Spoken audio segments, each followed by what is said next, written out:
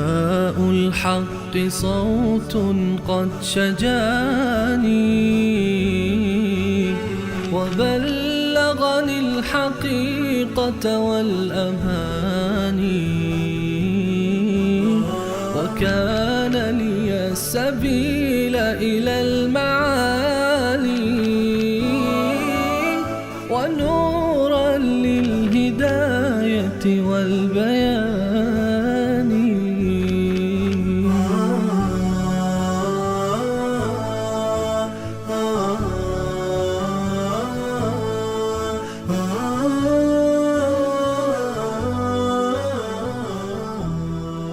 بسم الله الرحمن الرحیم. اللهم صل علی محمد وعلى آل محمد كما صليت على إبراهيم وعلى آل إبراهيم إنك حميد مجيد وبارك على محمد وعلى آل محمد كما باركت على إبراهيم وعلى آل إبراهيم إنك حميد مجيد.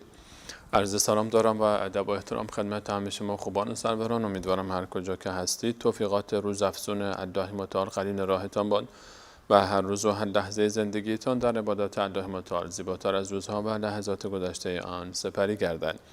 با شما خوبان و سروران هستیم و ترجمه معانی آیات مهمترین سوره کلام الله مجید و اولین سوره قرآن کریم، سوره مبارکه الفاتحه.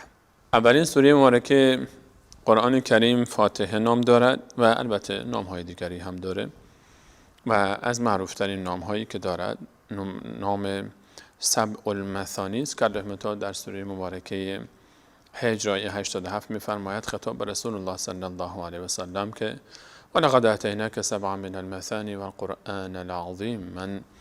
من الله با عظمت به تو ای پیامبر من سبع مثانی دادم، 7 آیه‌ای که تکرار می‌شوند و اشاره به این داره که در نمازها تکرار می‌شوند این آیات و همچنین قرآن عظیم را. و درباره این نام سبع مثانی خود الله متعال این سوره رو سبع مثانی نامیده است و همچنین الفاتحه به این خاطر گفته میشه سوره مبارکه فاتحه چون الفاتحه یعنی ابتدا، فتح از فتح گرفته میشه، فتح باب یعنی باز کردن، چون باز کردن قرآن کریم وقتی باز میکنیم اولین چیزی که ما مشاهده میکنیم اینجاست و آغاز کلام الله متعال با این سوره است. به این خاطر اون رو فاتحه گفتن. ام کتاب هم نامیده شده چون محتوای کل کتاب قرآن کریم، خلاصه کل مفاهیم قرآن کریم در این سوره خلاصه شده است و الشافیه، کافیه و اسمهای مختلف دیگری که برخی از مفسرین بیش از 20 اسم برای این سوره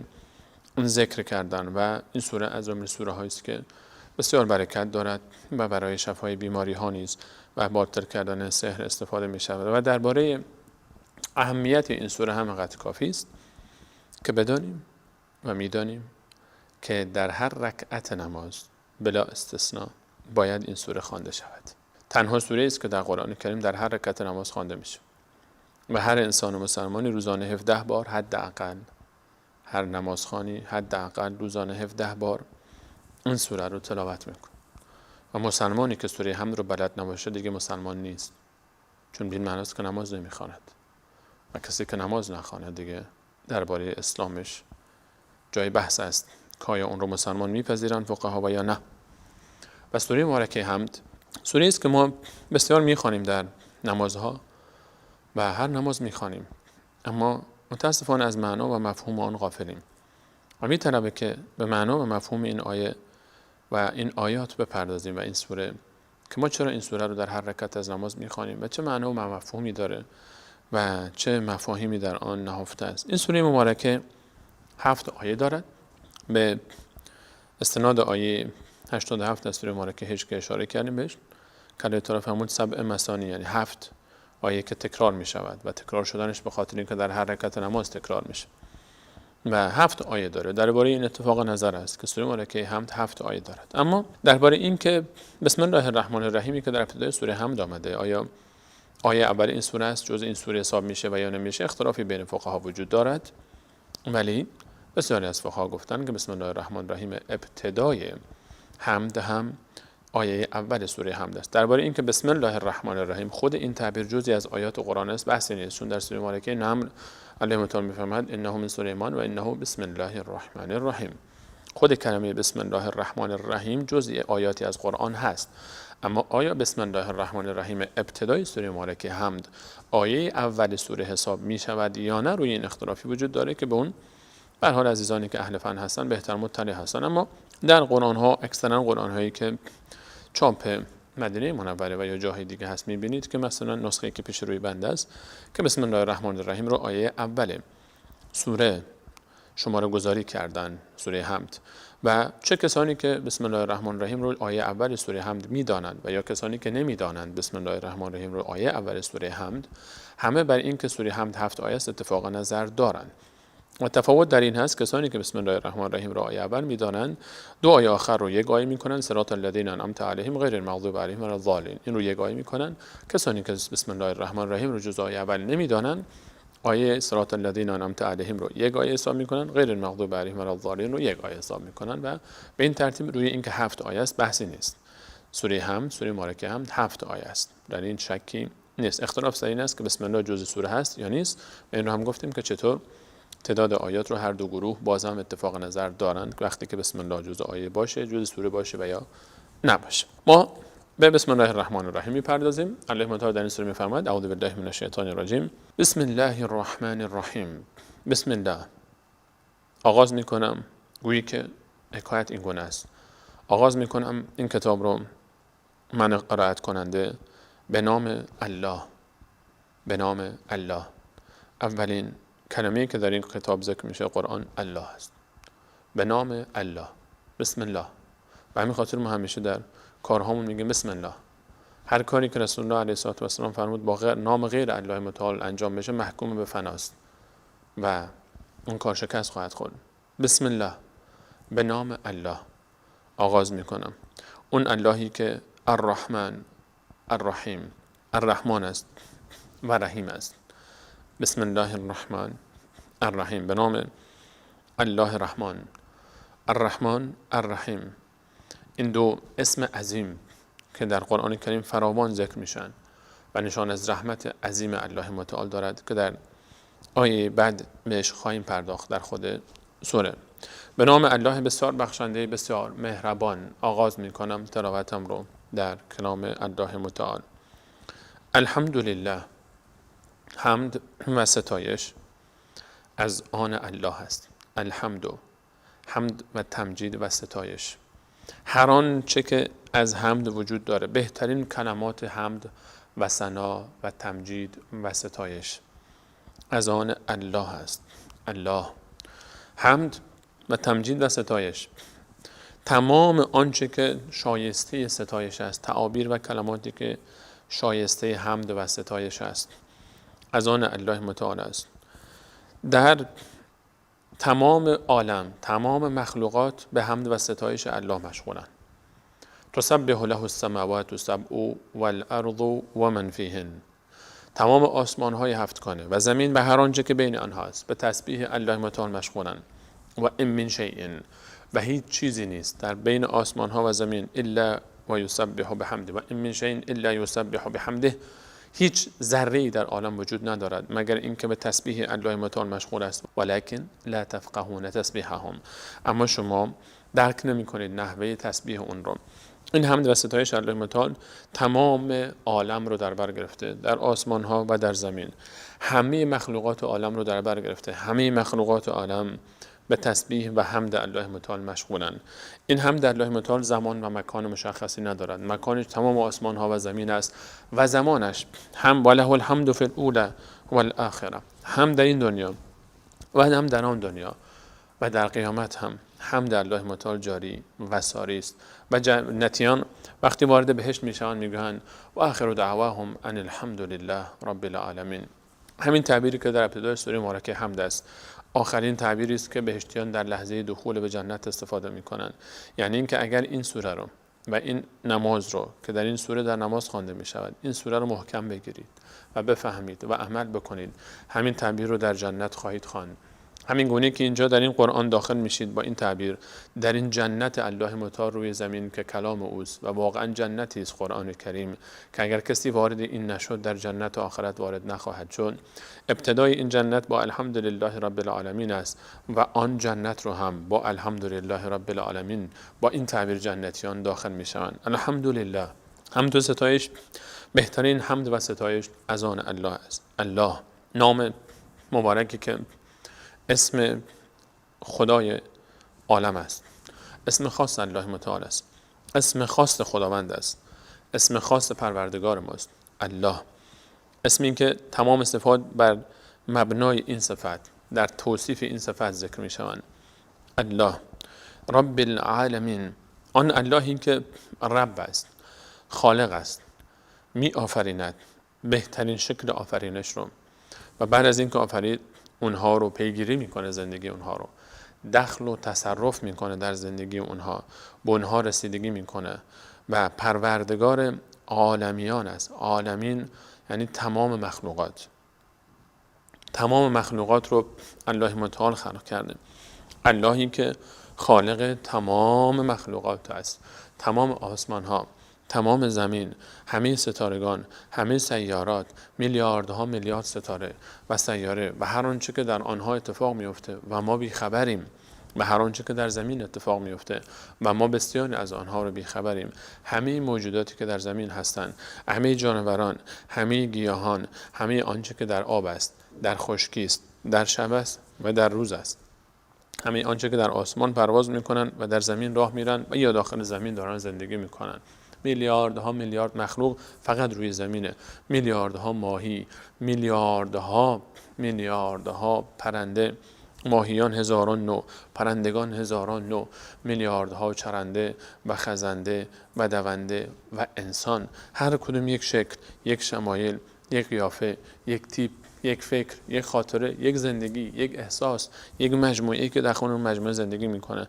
همه اینها رو الله متعال خلق کرد. همین آیه رو اگه بخوایم دربارش بررسی بکنیم و صحبت بکنیم، ماها باید صحبت کنیم. رب العالمین، پروردگار هر آنچه که میبینی، هر آنچه که بالای سر توست، هر آنچه که دور بر توست، روبروی توست، سمت راست و چپ توست، زیر پای توست، در آسمان هاست، در زمین است، در دریاهاست، در خشکی است، در جنگل هاست، درختان، تنوع درختان، تنوع جانوران و گیاهان، همه اینها اون رب همه این عظمت است. الحمدلله، حمد و ستایش، بهترین حمد و ستایش از آن اللهی است که پروردگار جهانیان است. من تو وقتی پیش این ذات عظیم می ایستیم و دست به سینه می بندیم و میگیم الحمدلله رب العالمین، این عظمت رو باید احساس کنیم، این عظمت رو باید در وجودمون بیاریم، بفهمیم و این رو سعی بکنیم در احساس رابطه با الله متعال مطرح بکنیم. و الله متعال میفرماید رب العالمین. این رب العالمین، وقتی که این رب العالمین ذکر میشه، رب تمام این عالمیان، یک عظمتی است که این عظمت انسان رو میترساند.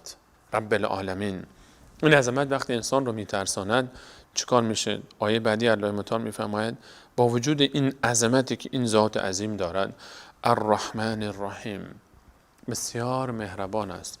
الرحمن، رحمتش همه چیز رو در بر گرفته.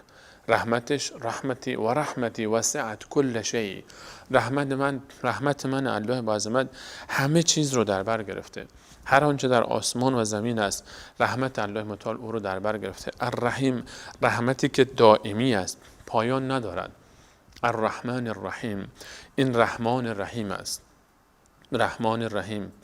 الله متعال درباره عظمت خود میفهمد این عظمتی که الرحمن الرحیم است، چون رب همه اینهاست، خالق اونهاست. وقتی خالق اونهاست، اونها رو خلق کرده، به اونها مهربان است، لطف داره، رحمتش همه چی رو فرا گرفته و این رحمت انقدر عظیم است که رسول الله علیه السلام فرمود این رحمت الله متعال 100 قسمت شده، یک قسمت از این 100 قسمت در بین مخلوقات روی زمین پخش شده، در بین همه انسانها و همه حیوانات و همه چرندگان و خزندگان و پرندگان. میبینیم که فرمود از همین رحمت است که حیوانی پای خود رو بلند میکنه تا فرزند خود رو لغت نکنه و مادری میاد به فرزندش لطف میکنه. این مادر یکی از میلیاردها مادری است که در این عالم وجود داره. مادر من و تو چقدر به من و تو محبت داره. این محبت یک ذره از اون میلیاردها محبتی است که روی زمین است. میلیاردها مادر مثل مادر من و تو در بین انسانها و حیوانات وجود داره نسبت به فرزندانشون. همه این میلیاردها محبت مادران رو جمع کنیم تازه میشه 1% از محبت الله متعال الرحمن الرحیم. همه این محبت چقدر میتونه باشه؟ این محبت چقدر زیاده. محبت الله رحمان الرحمن الرحیم، اون رحمانی که مهربانتر از مادر تو و من به تو و من است. اون مادر چقدر به من و تو لطف داره. مادر من و تو اصلا وقتی که ما میخوایم محبت رو معنی بکنیم میگیم مادر. محبت در مادر معنا میشه و این مادر چقدر محبت داره. الله متعال بسیار بسیار مهربانتر از مادر است. الله متعال تو و من رو بیشتر از مادر تو و من دوست داره. الله متعال من و تو رو بلکه نه تنها بیشتر از مادر من و تو، بیشتر از خود من و تو دوست داره. آیا کسی هست که تو رو بیشتر از الله دوست داشته باشه؟ هرگز. آیا کسی هست که تو رو بیشتر از الله دوست داشته باشه؟ نمیتونی بگی مادرم و حتی نمیتونی بگی خودم. و اینجاست که اولیای خدا وقتی به اونها گفته میشون اگر به روز قیامت به تو اختیار داده بشه بین الله متعال و مادرت حساب اعمال تو رو کدوم بگیره، الله متعال بگیره یا مادرت، خواهم گفت الله متعال، چرا که الله متعال بسیار مهربانتر از مادر من به من است. الرحمن الرحیم، این ذاتی که این همه محبت داره نسبت به بندگانش. الله متعال میفهمد اون رب العالمین منم، من رب العالمین این همه محبت دارم. الرحمن الرحیم، شاد باش، ناراحت نباش که رب تو رحمان الرحیم است. تو در برابر ذاتی می ایستی که الرحمن است و الرحیم.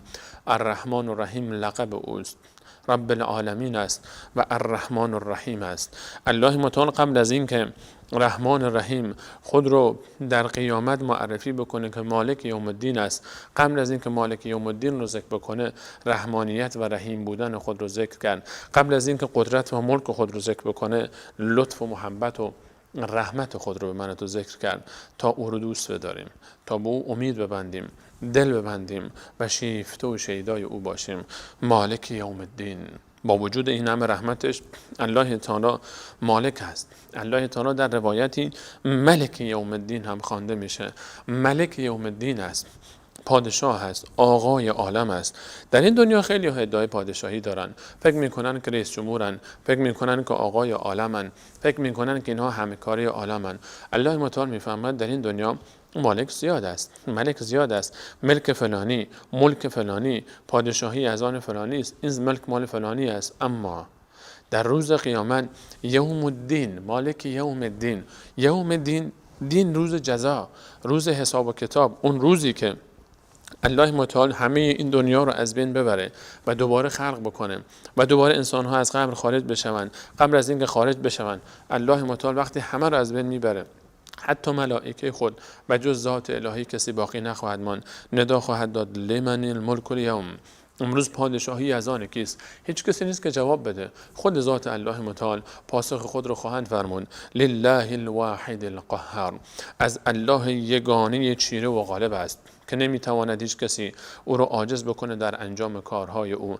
مالک یوم الدین، الله تعالی پادشاه روز حساب و کتاب است. یوم یقوم الروح والملائکه صفا، آن روزی که جبرئیل امین علیه السلام می ایستد و ملائکه صف کشیدن. لا یتکلمون، هیچ کسی جرئت نمیکنه حرف بزنه، حتی جبرئیل امین علیه السلام، بله حتی جبرئیل امین علیه السلام و ملائکه، پادشاهان دنیا که گوشه لخت و عریان ایستادن و تنشون میلرزه، نمیدونن که چیکار بکنن. یوم یفر المرء من اخیه و امه و ابیه و صاحبته و بنی، انسان از پدر مادرش میگریزه، اون روز از برادرش میگریزه، از فرزند و همسرش میگریزه. لکل امرئ منهم یومئذ شأن یغنی، چون انسان هر روز انقدر مشغول اون روز که اصلا فرصت میکنه به کسی بپردازه.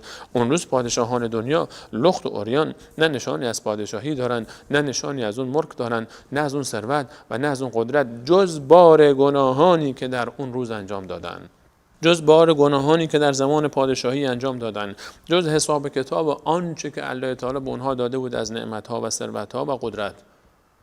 و در راه درست استفاده نکردن. پادشاه حقیقی فقط الله متعال است، مالک یوم الدین. الله متعال روز قیامت رو یوم جزا نامید، مالک یوم الدین، اون روزی که مالک یوم الدین است. الله متعال مالک است، مالک تنها دنیا نیست. این دنیا که از بین میره، یک دنیای دیگری ایجاد میشه. در اون دنیا کسی جرئت نمیکنه حرف بزنه. در این دنیا شاید پادشاهای دنیا حرفی برای گفتن داشته باشن، ثروتی داشته باشن، نیرو لشکری داشته باشن. اون اصل اون دنیاست که هیچ کسی جرئت نمیکنه. ملائکه جرئت نمیکنن صحبت کنن. اون روز ملک از آن الله متعال است، مالک یوم الدین است. این رحمان رحیم مالک یوم الدین است. برای مؤمنان، کسانی که این آیات رو هر روز در نماز میخوانند و اعتراف دارند که او رب العالمین است، ناراحت نیستند، چرا که مالک یوم الدین قبل از این که مالک یوم الدین باشد رحمان رحیم است. مالک یوم الدین، مالک روز جزا برای مؤمن الرحمن الرحیم است. مالک یوم الدین قبل از اینکه مالک یوم الدین را الله متعال ذکر بفرماید فرمود الرحمن الرحیم، رحمان رحیم، رحمانی که بسیار بخشنده و مهربان است. در روز قیامت مالک یوم الدین این رحمان الرحیم است برای مؤمن، برای مسلمان. اما برای کافر، برای کسی که ایمان نیاورده، برای کسی که باور نداره به الله متعال، اون روز سختی خواهد داشت. مصیبت و آزما پیش روی اوست. الله متعال در این سه آیه برای ما چند حس عجیب رو القا می‌فرماید. الحمدلله رب العالمین. در این آیه احساس محبت نسبت به الله تعالی ایجاد میشه. اون خالق منه. انسان چطور مادرش رو دوست داره، پدر رو دوست داره؟ چرا؟ چون احساس میکنه اینها سبب ایجاد او در دنیا شدن و به دنیا آمدنش. الله متعال رو خلق کرده، ما رو باید اون رو دوست داشته باشیم. اون خالق ماست، اون از همه به ما عزیزتر است. این ایجاد محبت است. الرحمن الرحیم وقتی میشنویم امید داریم به رحمتش و اینکه ما رو ببخشه. محبت، امید و احساس مالک یوم الدین احساس ترس است، احساس خوف است. اون روز روزیه که نکنه من اونجا به خاطر اعمالم، به خاطر گناهانم کم بیارم. این احساس هاست که این احساس سگانه محبت، امید و ترس باید در مؤمن باشه. محبت، امید و ترس همیشه همزمان این سه صفت باید باشه در وجود مؤمن تا بتونه اون رو بکشه به سمت عبادت و سوق بده به سمت عبادت ها. الله متعال میفرماید در حدیث رسول الله علیه السلام فرمود وقتی که بنده میگوید الحمدلله رب العالمین، الله تعالی میفرماید حمدنی ربی، حمدنی عبدی، بنده من رو حمد کرد. الله متعال میفرماید بنده من رو ستایش کرد. وقتی که میگوید الرحمن الرحیم، الله متعال میفرماید که بنده من رو ثنا کرد. وقتی که میگوید مالک یوم الدین، الله متعال میفرماید بنده من تمجید کرد من رو، تا اینکه بعد از این سه صفت محبت، ایجاد سه صفت محبت و امید و ترس، انسان میره به سراغ عبادت. خطاب عوض میشه. این گونه وقتی که الله متعال انسان قبول میکنه که خالق آسمان ها و زمین است و رحمان و رحیم است و مالک روز حساب و کتاب است، چاره‌ای نمیمونه جز این که انسان به سمت الله متعال حرکت بکنه. ایاک نعبد، فقط و فقط تو رو عبادت میکنیم بارالله. نعبدو که نفرمود، فرمود ایاک نعبدو. این کاف رو ابتدا آورد. ایاک نعبدو یعنی فقط تو رو عبادت میکنیم، فقط تو رو عبادت میکنم یا الله. عبادت جانی، عبادت مالی، عبادت زبانی، با زبان فقط تو رو ذکر میکنم، با عبادت های خودم نظر و نیاز من فقط برای توست، قربانی من فقط برای توست، نظر غیر الله نمیکنم، نظر فلان ولی و نظر فلان نقی و تقی و پیغمبر نمیکنم، فقط در راه تو قربانی میکنم، فقط برای تو نذر میکنم، فقط برای تو صدقه میدم، فقط به خاطر تو و کسب رضایت تو من صدقه میدم، نه به این خاطر که مردم بگن چنان بخشنده است، فلانی سخیه، فلانی خیلی بخشنده است، دست بده داره، نه، فقط به خاطر تو. ایاک نعبد، عبادت‌های جانی من، عبادت‌های جانی رو هم همینطور، عبادت‌های مالی فقط به خاطر تو، عبادت‌های جانی اگر نماز می‌خوانم فقط به خاطر کسب رضای تو، اگر حج می‌کنم فقط به خاطر اینکه تو از من راضی بشی، و هر عبادت دیگری که می‌کنم همه عبادت‌های من فقط به خاطر توست. و از جمله عبادت‌ها اینه که من در زندگی خودم میپذیرم که الله متعال برای من حکم میکنه، تمام جزئیات زندگی خودم رو میسپارم به الله متعال. و من احسن من الله حکما لقوم یوقنون. و کیست که بهتر از الله متعال حکم میکنه و اینم عبادت است که من بپذیرم جزء زندگی فردی و اجتماعی و سیاسی من در پرتو قرآن کریم باید اداره بشه. ایاک نعبد، فقط تو رو عبادت میکنم. حالا که فقط تو رو عبادت میکنم، بار الله، به خاطر عبادتی که دارم، این عبادت هایی رو که خالص به خاطر تو انجام دادم، به خاطر اینها به من کمک کن. و ایاک نستعین، و فقط از تو استعانت میجویم، از تو یاری میجویم، از تو حاجت میخواهم، چرا که حاجت گشا فقط تو هستی. فقط تو میتونی به من کمک بکنی، حاجت های من رو برطرف بکنی، مشکلات من رو برطرف بکنی. ایاک نعبد و ایاک نستعین، فقط بار الله، من فقط از تو میخواهم که من رو ببخشی، از تو میخواهم که به من کمک بکنی، از تو میخواهم که حاجتهای من رو برآورده بکنی، چون من فقط تو رو عبادت میکنم. و ایاک نستعین، فقط من از تو استعانت میجویم، نه از هیچ پیامبری، نه از هیچ پیامبری، نه از هیچ ملکی، نه از هیچ یکی از اولیای خدا، از هیچ کدوم از اینها من حاجت نمیخواهم. بار الله، ایاک نعبد و ایاک نستعین، بار الله، فقط من از تو میطلبم و فقط از تو میخواهم و فقط تو رو عبادت میکنم. تعبیر جمع به کار برده شده تا درشان بر این داشته باشه که نماز که سوره حمد از ارکان اوست و در هر رکعت نماز خوانده میشه، اصلش این است که در جماعت خوانده بشه. اصل نماز در جماعت است و اینکه این امت، دین این امت یک دین اجتماعی است و این امت یک امتی است که همه با هم دست به دست هم میدن و همیشه با هم هستن، با هم عبادت میکنن، با هم به محضر الله متعال حاضر میشن. ایاک نعبد و ایاک نستعین، فقط تو را میپرستیم بار الله و فقط از تو یاری میجوییم. این آیه ایاک نعبد و ایاک نستعین خلاصه دعوت تمام انبیا است. خلاصه این سوره است و این سوره خلاصه قرآن است. ایاک نعبد و ایاک نستعین خلاصه کل قرآن است. مهمترین آیه این سوره این است. مهمترین آیه این سوره ایاک نعبد و ایاک نستعین است. چرا؟ چون هدف همین است. هدف از دین این است که انسان فقط الله را عبادت کنه و فقط از الله حاجت بخواهد. لا اله الا الله معناش همین است. هیچ معبود به حقی نیست جز الله متعال که شایسته عبادت کردن و شایسته حاجت خواستن باشد. خلاصه دعوت انبیا این است. خلاصه دعوت قرآن این است و خلاصه سوره حمد این است و مغز قرآن همین است. ایاک نعبد و ایاک نستعین. متاسفانه ما در هر رکعت نماز میخوانیم که بار الله فقط تو رو عبادت میکنیم و فقط از تو استعانت میجوییم و کمک میخواهیم، اما غیر الله رو هم عبادت میکنیم. وقتی که غیر الله برای ما مهمتر از الله است، وقتی حکم رضایت غیر الله برای ما مهمتر از الله تعالی است و از غیر الله استعانت میجوییم، وقتی میگیم یا فلان مدد یا فلان مدد، ایاک نعبد و ایاک نستعین، فقط از تو استعانت میجوییم و فقط تو رو عبادت میکنیم. بعد از اینکه اینجا عبادت قبل از استعانت ذکر شد تا این توسل باشه به استعانت، ما برای خواستن از الله متعال عبادات خود رو پیش میکنیم. ایاک نعبد، فقط خالصانه تو رو میپرستم بار الله، چون فقط خالصانه تو رو میپرستم، این توحید من رو بپذیر و حاجتهای من رو برآورده کن.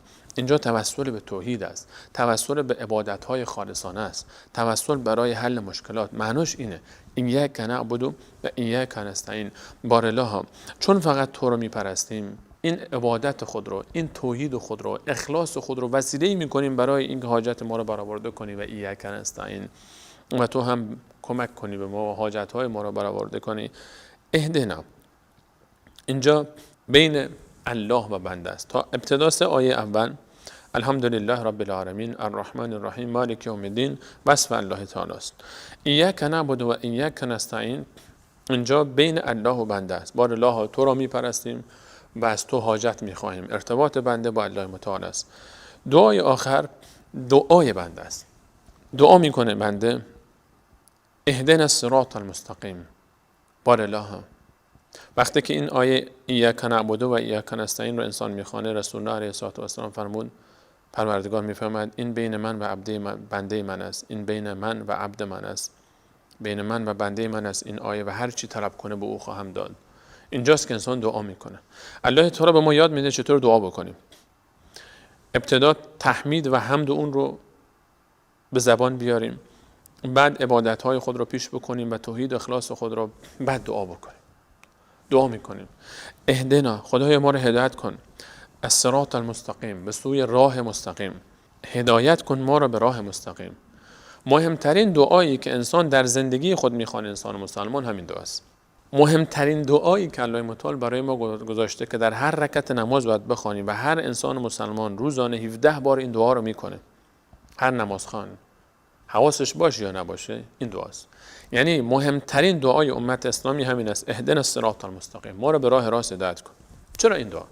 چرا بحث رزق نیست؟ چرا بحث نصرت و یاری نیست؟ چون وقتی انسان به راه راست هدایت شد، وقتی که راه راست هدایت شد، به تقوا میرسه. وقتی که به تقوا رسید، و من یتق الله یجعل له مخرجا و یرزقه من حیث لا یحتسب، وقتی که تقوا پیشه کرد، به راه تقوا رسید، الله تعالی درهای رحمت رو بروی باز میکنه، از جای اون رو رزق و روزی میده که اصلا گمان نمیکرد.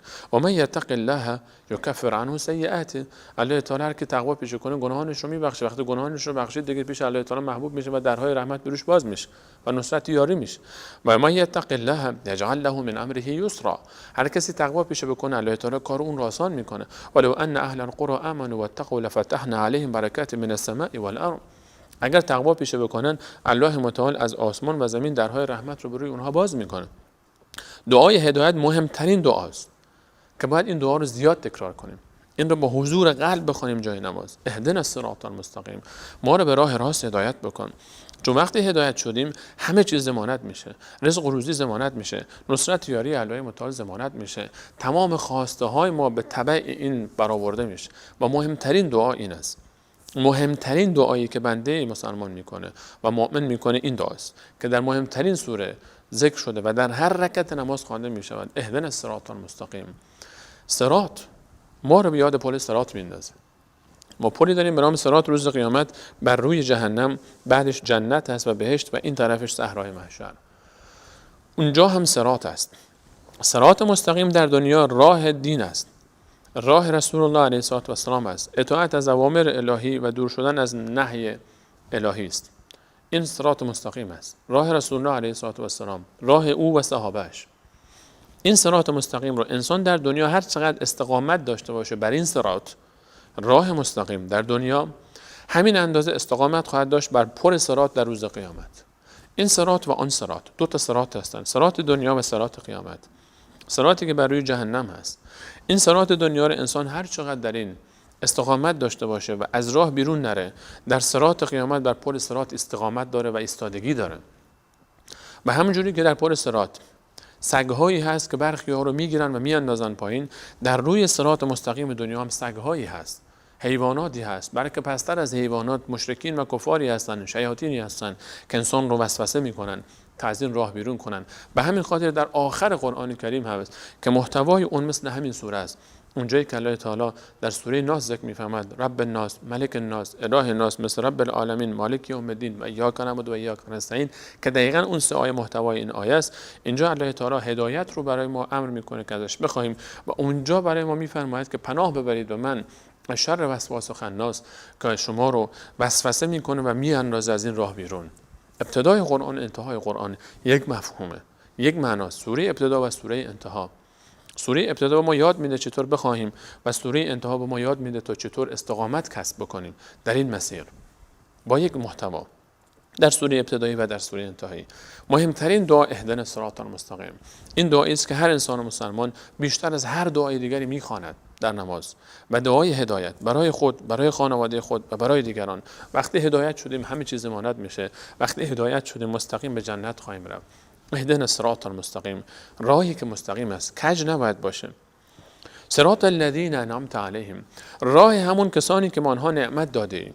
صراط الذین انعمت علیهم، راه کسانی که خدایا به آنها نعمت داده. اینجا ذکر میشه راه الله متعال، ذکر میفرماید راهی رو برید که قبل از شما کسانی رفتن که من اونها رو پذیرفتم و به اونها نعمت دادم.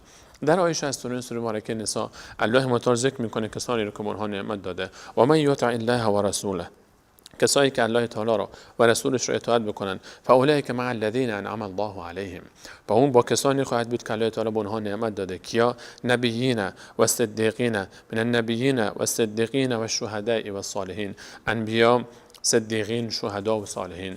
انبیا و شاگردان اول انبیا و شهدا و صالحین، اینها هستند. خدای ما رو به راه راست هدایت کن، راه انبیا، راه اصحاب انبیا، راه شهدا و راه صالحین. و حسن اولئک رفیقا، و چه دوستان خوبی هستن اینها در جنت. ما رو به اینها برسان. این آیه به ما میفهماند این راهی که شما برداشتید این راه آسانی نیست، راه سختی هاست، راه مشکلات است، راه مصیبت هاست، راه غم و اندوه است، راه غم و غصه هاست و تمام داستان انبیا و اولیا و صالحین در این قرآن که ذکر میشه، داستان پیامبران و مشرکانی که هستند شرح این آیه است. صراط الذین انعمت علیهم، که راه اینها چطور راهی بود، مشکلات داشتن، سختی ها داشتن، تو همین چهار رو باید تحمل بکنه. این راه انبیاست، راه صحابه انبیاست، راه شهداست، راه صالحین است. تحمل کن، مشکلات رو بپذیر، از الله استقامت بخواه، الله تعالی به تو توفیق میده تا این استقامت رو کسب بکنی. بعد از راه الله تعالی بخواه که تو رو هدایت بکنه و به مقصد برساند، هدایتی که بر اساس توفیق است، راه رو به تو نشان بده و توفیق بده در این راه ثابت قدم باشی و تو رو به مقصد برساند و حسن خاتمه نصیبت بکنه، به مانند انبیا و همچنین اصحاب انبیا و همچنین شهدا و همچنین صالحینی که به مقصد رسیدن اما مسیر زندگیشون سختی ها داشت. و قرآن رو باز کن ببین این راه چقدر سختی ها داشت و داستان اونها رو بخوان و یاد بگیر و کسب کن، استقامت کسب کن، بشناس دشمنان اونها رو، از اونها پرهیز کن، به مانند اونها نباش. غیر المغضوب علیهم، خدای ما رو در راه کسانی قرار نده که به اونها غضب کردی، خشم گرفتی بر اونها، کسانی که دین تو رو گرفتن اما عمل نکردن، به مانند یهودیان و امثال آنها، کسانی که دین رو نفهمیدن هم به مانند آنها، یه عده فهمیدن عمل نکردن از روی تکبر و غرور، به مانند یهود، به مانند روافض، به مانند مشرکین، کسانی که عمل نمیکردن. ولا الضالین، غیر المغضوب علیهم، غیر از راه کسانی که گمراه شدن، ما رو در راه اونا قرار نده. ولا الضالین، و همچنین ما رو در راه گمراهان قرار نده، اونهایی که راه رو به خیال خودشون فکر میکنن درست رفتن اما به اشتباه رفتن، به بیراهه رفتن، مثل مسیحیان، کسایی که از راه به در رفتن و گمراه شدن. قل هل ننبئکم بالاخسرین اعمالا، آیا شما را آگاه نکنم از زیان بارترین کارها؟ الذین ضل سعیهم فی الحیات الدنیا، کسانی که سعی بیهوده کردن در زندگی دنیا، و هم یحسبون انهم یحسنون صنعا، در حالی که گمان میکنن کار نیک میکنن. خدای ما رو اینگونه قرار نده که فکر میکنیم عبادت میکنیم اما از راه بیرون رفته باشیم. ما رو در مسیر صراط مستقیم راست قرار بده، راه اولیا، راه انبیا، راه شهدا و صدیقین، و ما رو در راه اینا که قرار دادی استقامت نصیب بکن، هدایت نصیب بکن، به مقصد برسان، به مانند کسانی که از راه بیرون شدن و بر اونها خشم گرفتی، و یا کسانی که گمراه شدن ما رو به مانند اونها قرار نده. بار الله. این دعاست، این دعای بسیار جامع و مانع است، این دعای بسیار مهم است. در این سوره مبارکه الله متعال برای ما 3 اصل مهم رو ذکر کرد. یکی بیان اعتقاد نسبت به الله متعال و توحید رو که در آیات ابتدا الحمدلله، بسم الله الرحمن الرحیم، الحمدلله رب العالمین، الرحمن الرحیم تا مالک یوم الدین، اینا همه مرتبط به اعتقاد الله متعال. مالک یوم الدین روز قیامت هست، الرحمن الرحیم، همه اینها رو ذکر می‌فرماید. اینها بخش اعتقاد است که قرآن کریم هم درباره این اعتقاد به تفصیل صحبت میکنه. کل ادامه سوره حمد از ابتدای بقره تا آخر ناس تفسیر سوره حمد است. و همچنین ایاک نعبد و ایاک نستعین که قلب این سوره است و قلب دعوت انبیا و خلاصه قرآن، در قرآن کریم به تفصیل به ما یاد میده چگونه عبادت بکنیم الله متعال، عبادت‌های جانی، مالی، زبانی، نماز، روزه، زکات، حج، همه اینها، و همچنین چگونه از الله متعال بخوایم هر جایی که ربنا هست و دعا هست، چگونه دچار شرک نشیم و معانی شرک رو و مفاهیم شرک رو برای ما بیان میکنه. و همچنین در اهدنا الصراط المستقیم، راه مستقیم، راه انبیا، داستانها و قصص انبیای گذشته و دشمنان آنهاست که این 3 بخش مهم قرآن است: بخش اعتقاد، احکام، دستورات و همچنین داستانها و قصص که خلاصه این سوره است که در کل قرآن کریم این سوره رو خلاصه میکنه. الله متعال وقتی که ما رو رحمان و رحیم رو خود رو معرفی کرد در این آیه، ما خود رو باید بسپاریم بر الرحمن الرحیم. این سوره معانی والایی دارد و دعای عظیمی دارد و دستور عجیبی دارد و ما یاد میده چطور دعا بکنیم. مهمترین دعای هدایت است و به ما یاد داد که چطور دعا بکنیم. چطور دعا میکنیم؟ اول تمجید الله متعال، بعد استعانت به عبادتها و توسل به عبادتهای خالصانه، و بعد حاجت میطلبیم و مهمترین حاجت ما دعای خیر است، دعایی که ما رو با انبیا و همچنین صحابه انبیا و شهدا و صدیقین و صالحین همنشین بگرداند. و در پایان این دعا میفرماید رسول الله علیه السلام فرمود بعد از پایان این سوره بگید آمین، یعنی بار الله قبول کن، استجابت کن دعای ما رو، دعای هدایت رو، ما رو هدایت کن توفیق هدایت بده، توفیق استقامت بر مسیر هدایت بده، ما را از راه بیرون نکن. و این دعا رو با همراه شما میکنیم. بار الله ما را هدایت بفرما به راهی که خود بهتر میدانی، توفیق استقامت بده و مقصد برسان، راه کسانی که به آنها نعمت داده ای و نه راه کسانی که بر آنان خشم گرفته ایم و نه راه گمراهان. مفاهیم این سوره بسیار بالا هستند، به همین قدر کفایت میکنیم و تا برنامه بعد هم شما عزیزان رو به الله متعال میسپاریم. الله یار و نگهدارتان. السلام علیکم و رحمت الله و برکاته.